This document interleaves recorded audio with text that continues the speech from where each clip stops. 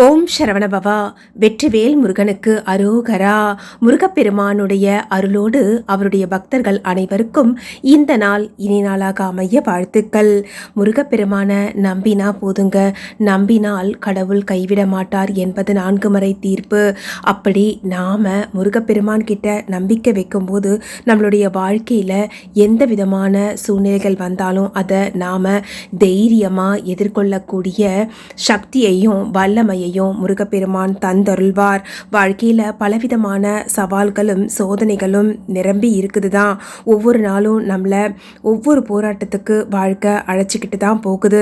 ஆனால் அந்த நேரத்தில் நாம் துவண்டு போகாமல் நாம் முருகான்னு சொல்லி நினச்சோன்னா போதும், நினச்ச உடனேயே அருளக்கூடிய கடவுள் தான் முருகப்பெருமான்.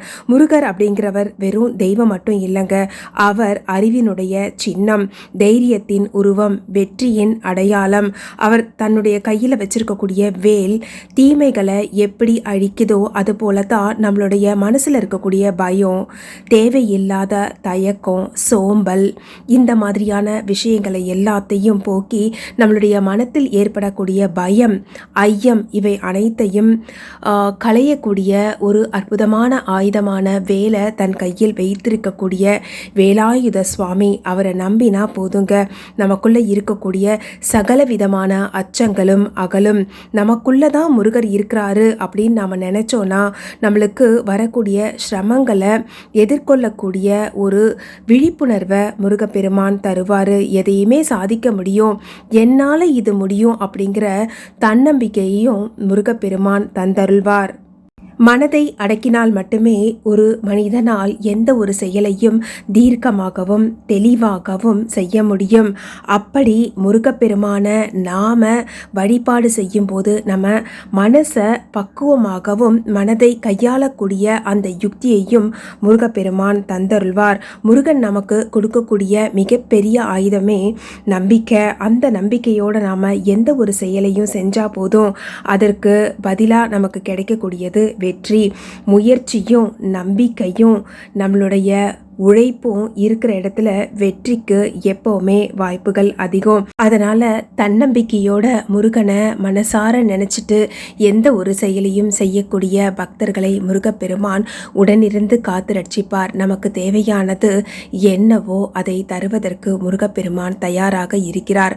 நாம் செய்ய வேண்டியதெல்லாம் ஒன்று தான்.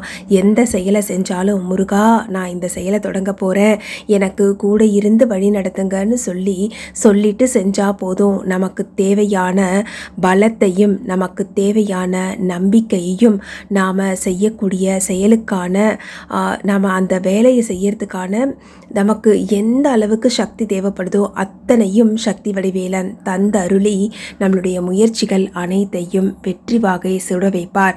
எந்த ஒரு சூழ்நிலையிலையும் மனசை கலங்க விடக்கூடாது, நம்பிக்கையை விட்டுடக்கூடாது.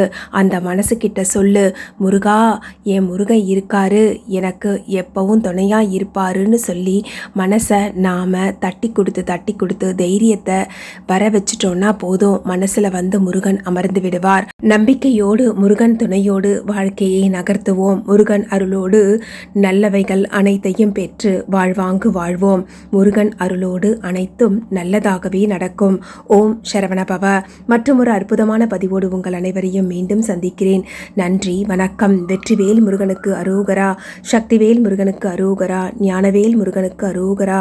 கந்தவேல் முருகனுக்கு அரோகரா. குமரவேல் முருகனுக்கு அரோகரா. வடிவேல் முருகனுக்கு அரோகரா. வெற்றிவேல் முருகனுக்கு அரோகரா.